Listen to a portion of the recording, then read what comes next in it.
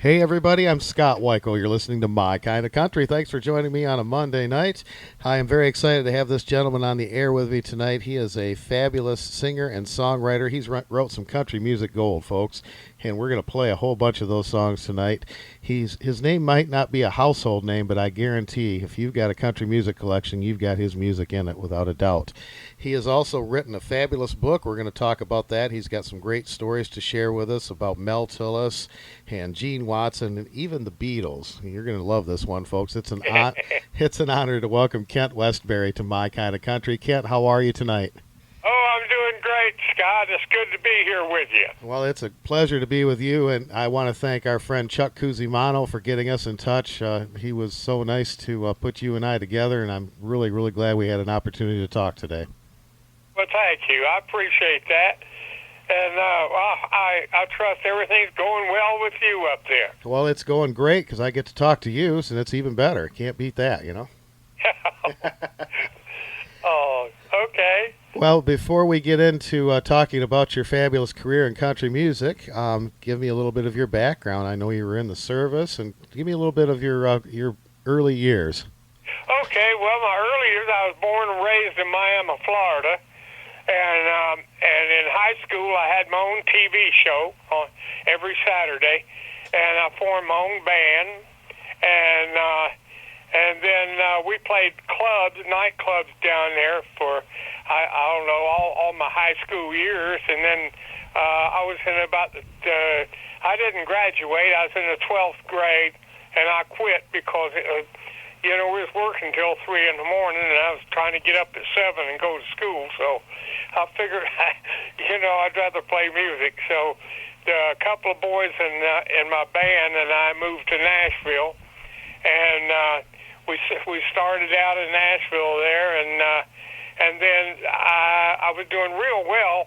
I ran into Mel Tillis, and of course I had met Mel a year or two earlier. And he got me signed with Cedarwood Publishing Company as a songwriter. And then I had about 5 songs in the top pop 100 in Billboard and got drafted and shipped overseas in the Army. So I was in there for 2 years, and then I got back out and had to start all over again. Oh, man. Well, because by then, all the producers had changed.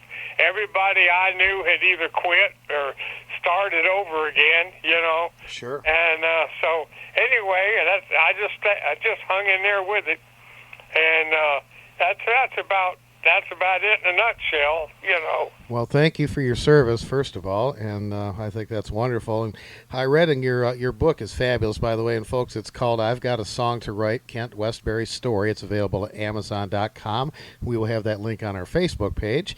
And I read in your book that you met Mel Tillis, but then it was kind of a chance meeting that you came across each other when you went to Nashville. Tell me a little bit about that. Well, yeah, I actually, unbeknownst to me, Mel told me later that he used to watch my TV show down in Miami, and when he was in Pahokee, and that's where he's from. And so anyway, when they had the old country music, what was it? The Philip Morris Country Music Show. I don't know if you remember that. Sure. Yep. But they played Miami, and the local DJ there had my band open up for the show. So Mel was on the show, and I met Mel backstage, and he said, "Hey, if you ever get to Nashville, look me up." Of course, they all say that, So.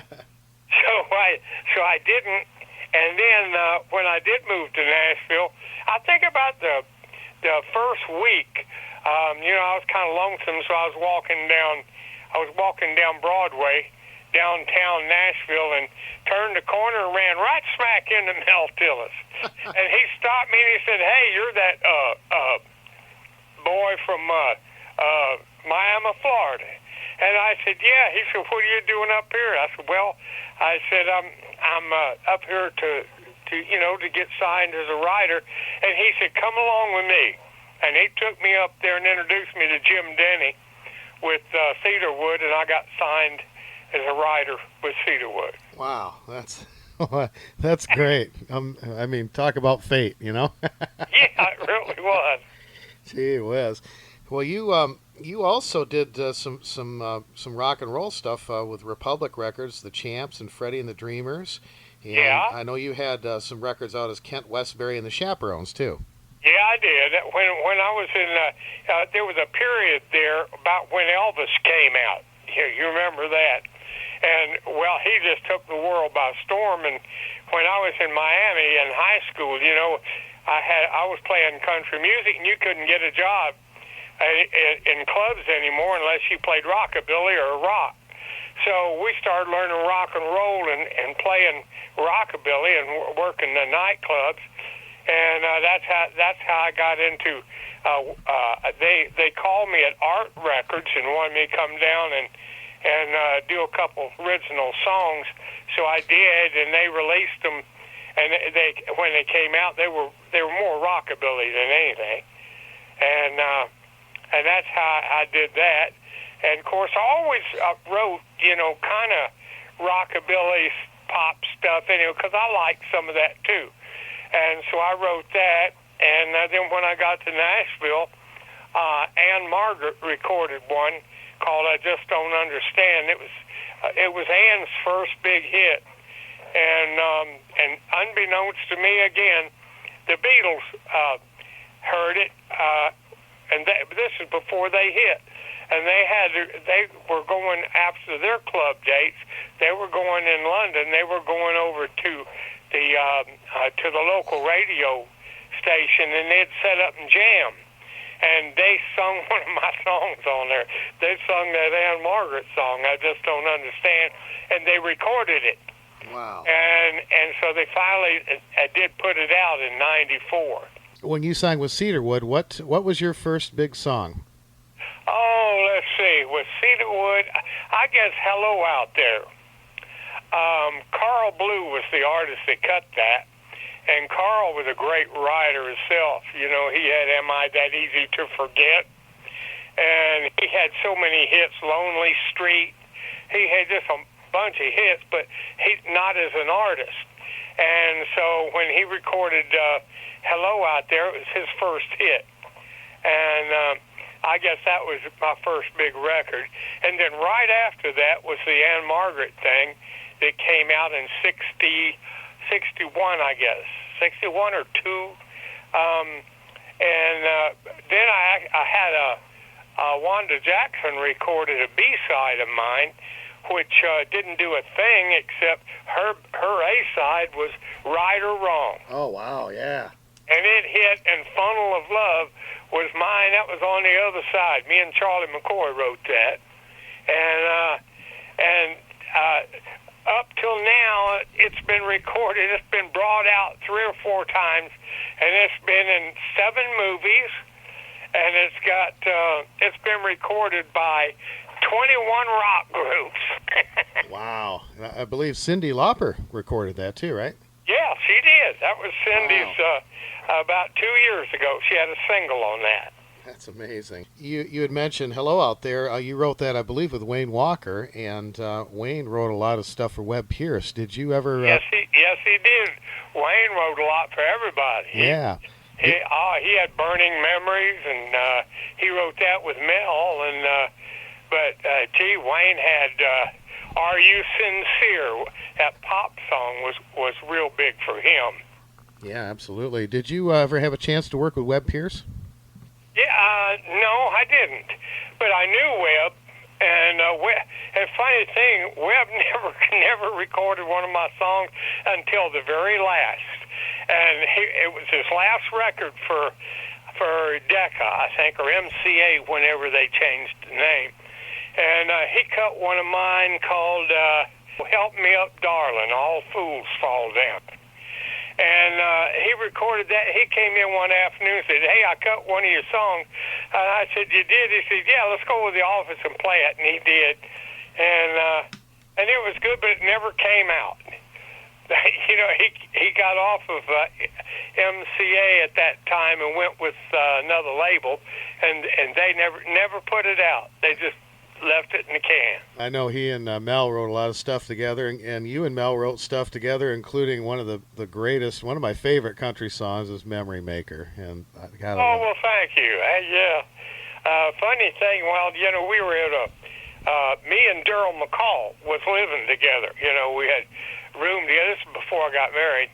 And anyway, we were having a party over there, and Wayne Walker was there, Benny Joy was there, Hugh X. Lewis, I think Carl Smith was there, and Mel and myself. There was about 20 people, all in one tiny little room duplex where we were living. And Mel come over to me with a guitar, and he said, "Listen to this." He said, "What do you think of this?" And he played me the chorus on Memory Maker. He said, "Why don't you and I write this?" And I said, "Okay." So we sat down over in the corner over there and wrote that night. Wow, I love that song. It's one of my favorites. And Mr. Right and Mrs. Wrong, too, that Mel and Sherry Bryce recorded together. You wrote that one, too. That was Hal Harbor, and I wrote that. And Hal was a real close friend of mine, and we started writing together. And it seemed like everything we wrote together just was getting cut, just hand over fist, And but anyway, Hal was a good writer. And Sorrow's Tearing Down the House. That's another one you wrote with Mel, and I know Stonewall Jackson had it. Porter and Dolly had a duet on that song, too. Yeah, and little Jimmy Dickens did it on an album. And it's been cut about 6 times on albums and never was a single by anybody. Tell me about, you wrote some stuff with Justin Tubb, too, Ernest Tubb's son. Tell me a little bit about that. Yeah, well, I was, Wayne Gray and Wayne got me the job working with Tex Ritter right after I got out of the service in I was 64. And as soon as I got out, he got me the job with Tex playing bass. And so we had an apartment together, and I was sitting in the living room writing one night, and it was about 3 o'clock in the morning. I was all by myself. Wayne was on the road with somebody, I guess, and there was a knock at the door, and I was halfway through with a song called "Be Glad You Got What You Got When You Got It, or You're Going to Find What You Got Is Gone." Yeah. And we just shortened it to "Be Glad," but when I answered the door, it was Justin Tubb. And he said, "Hey, man, what are you doing?" I said, "Well, I'm in the middle of a song." He said, "Let me hear it." So I played it for him, and I didn't have the rest, and he sat down and wrote the last verse for me. Wow. That's great. And that was a big hit for Del Reeves. Yeah. Wow, I love that. That's really cool. You mentioned something earlier, and we kind of breezed over it, but I want to go back because this is a pretty amazing thing. You had 5 songs in the Billboard Top 100 at the same time. Yeah. Tell me a little more about that. That's really cool. Well, the first one was when I first moved up to Nashville. I had 2 band members move up with me. Wayne was one of them. Wayne Gray that I told you about. I wrote a song with Charlie McCoy, and it was Charlie's first vocal record. It was called "Cherry Berry Wine." And it got number 89, I think, in Billboard. And at the same time, Mary John Wilkin and I had written a thing for the guy that had 100 Pounds of Clay, Gene McDaniels, at the time. And we had the follow-up to that. It was "She's Come Back." And then I had, the other 3 that were in there at the same time was, I think "Hello Out There" was one of them. And let's see, I can't, off the top of my head, I can't think of the other 2. But they were all in there right at the same spot. I was setting the world on fire until I got drafted. Oh, man, I guess so. The book, folks, again, is called "I've Got a Song to Write," Kent Westberry's story. It's available at Amazon.com. Great stories in there, lots of cool pictures. And I wanted to ask about your wife, Dale Turner. She was childhood friends with Patsy Cline. Yeah, and in fact, we're approaching our 54th anniversary. Oh, congratulations! That's great. Yeah, and when I first met Dale, she was in Nashville. She had come down from Virginia. That's where she was from, and she was Patsy's one of Patsy's best girlfriends. And when Patsy went to New York to work she was called to work a big show up there. Anyway, he had called her up there to do the show, and she called Dale and asked Dale if she'd come up and go with her. And Dale went with her on a lot of the shows that Patsy was on. But anyway, I was out with Chris Christopherson one night. Chris and I used to pal around some together. And we was out there, having a few beers, and we went by Limeball's restaurant, and there's these two girls sitting there, and he waved at one of them, and she waved back. I said, "Do you know that girl?" He said, "Yeah." He said, "You want to meet her?" And I said, "Yeah." And so he took me over there and introduced me to her, and I asked her out. And about 6 months later, we got married. Wow, that's great. And then I fell into another deal where they wanted me to do all the producing for them, and they started a new label, which was called Willex Records, and we opened all their shows for them, and as a band, and I produced several acts on there, and Dale was we put her on there, and of course I produced her. And we did some duets on there. We did Mr. Right and Mrs. Wrong, and then Mel covered us on it. You guys wrote a children's book together, too, right? Yes, we did.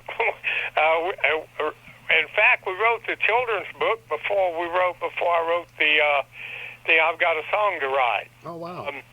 How that came about was a little girl that was a friend of Dale's found a stray cat or a kitten up in a tree house in her backyard, and she asked her mother if she could keep it, and her mother said, "No, we already got a cat."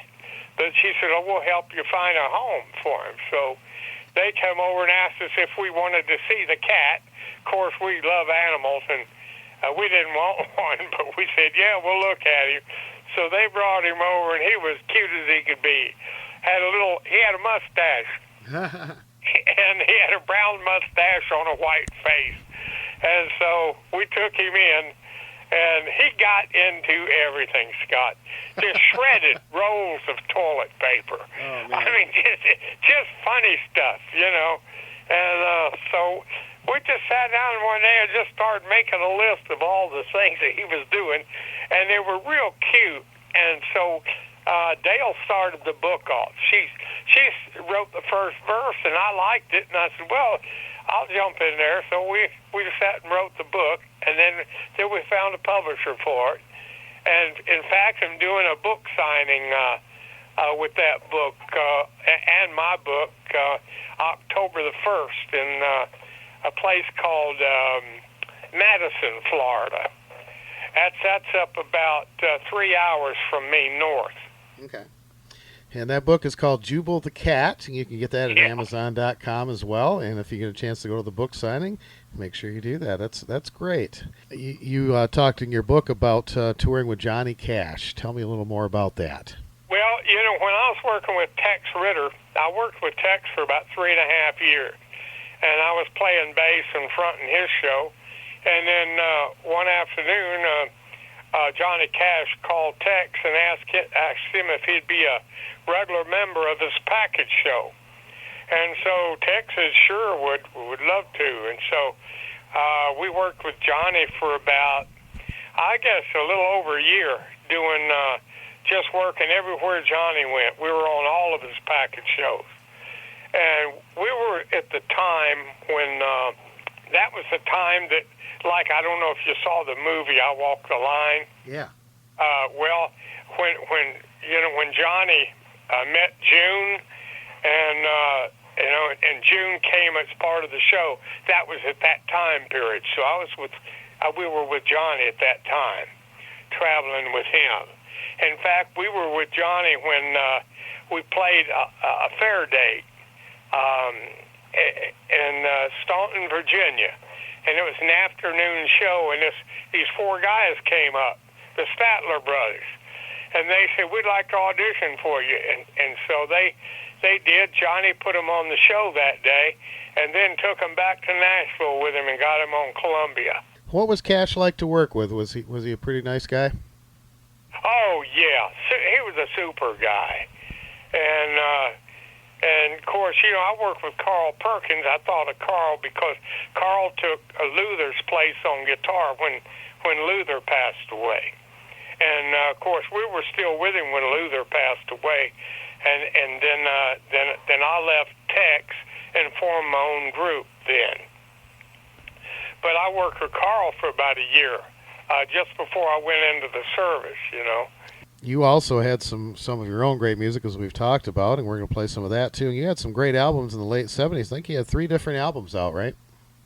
Yeah. I've got 3 different albums. I think all of them are on Cracker Box Records. Yeah, that's the name of the label. Yeah. Well, some of the other great songs that you had were "Airmail to Heaven," Carl Smith, and "If Heartaches Were Wine." I believe you co-wrote that with Stonewall Jackson, right? Yeah, really. Actually, I had the song written, and it was recorded by a guy named Jerry Burke, who was a local in Canada. He heard me sing it at a club we worked up there, and he asked me if he could cut it, and he did it on Columbia, the Canadian label. Well, anyway, Stonewall went up there and played the same club, and he wanted to know who wrote the song. And so he came back and he asked me, he said, listen, he said, if I write a 4-line bridge to it, can I have half? And I said, yeah. So that's how that came into be, and then he recorded that too. But I'll tell you what, a song I was very proud of that I had cut. Probably the most proudest of was Bob Wills. You know, there's a lot of people can't say they ever had a Bob Wills record, you know. Yeah. But I loved Bob and Texas Swing. And I had a single on Bob Wills back years ago. And but yeah, some of the pop artists I had that recorded my stuff was Les Paul and Mary Ford. Wow. And Vicki Lawrence and Sammy Davis Jr. And, that's just 3 of the pop artists that I had. And, of course, I had songs cut by Kitty Wells and Carl Smith and Buck Owens and, and so many of them that, but hey, I've been very fortunate and very blessed, The Lord really blessed my career. And I just wanted to give him credit for that, Amen. Well, one of the greatest songs, as far as I'm concerned, in country music, and one of the greatest vocalists was Gene Watson, and you wrote "Love in the Hot Afternoon." Yeah, funny thing, I don't know if you ever heard of Vince Matthews. Yes. Well, Vince was a great writer too, and Vince and I used to pal around together, and he come over to the house when I was first married to Dale. And he come over to the house one night, and I told him this idea I had about this guy who was in an undershirt, looking out over the square in Louisiana, and he was in New Orleans, and he had this girl up there, and it was I could just see a movie made out of it, and he said, "Oh, I like that." So we sat down and wrote "Love in the Hot Afternoon." And we had wrote it in about, I guess, 20 or 30 minutes. And then Vince said, I got this other one too called She Simply Left. And after that, she was gone. And I loved it. And he played me what he had on it. So we sat down and wrote that one too. And Mac Wiseman recorded that one. Oh, wow. That's great. So how did Gene Watson get "Love in the Hot Afternoon"? Well, that's funny because we had written that around 1965, and it was about 3 years. We pitched that thing to everybody, and nobody liked it, or everybody turned it down. And so anyway, Gene Watson just happened to come to town, and he said, I like that. And so he picked it for his first Capitol session. And but what was funny is Jim Ed Brown recorded that and put it in an album, and then, but he wanted to take "We Got High in the Park" out of there, so he took that out and said "We Met in the Park," and it was on his evening album, and then Waylon Jennings recorded it and never put it out. He had laryngitis that day, and he didn't like the way it come off, and he didn't want to redo it. So Bear Family put it out, but it never was really out to the public, as a single until Gene did it. Kent's book is called I've Got a Song to Write. It's available at Amazon.com, and lots of country music history that you're going to enjoy, including what you've heard tonight and all these great songs. And Kent, I just really enjoyed our conversation, and I want to thank you so much for taking time to be on My Kind of Country. Well, thank you for inviting me to be on your show, and I really appreciate it. All right, that's Kent Westberry as we continue with some more great songs that he has written as My Kind of Country continues here on Fish Creek Radio.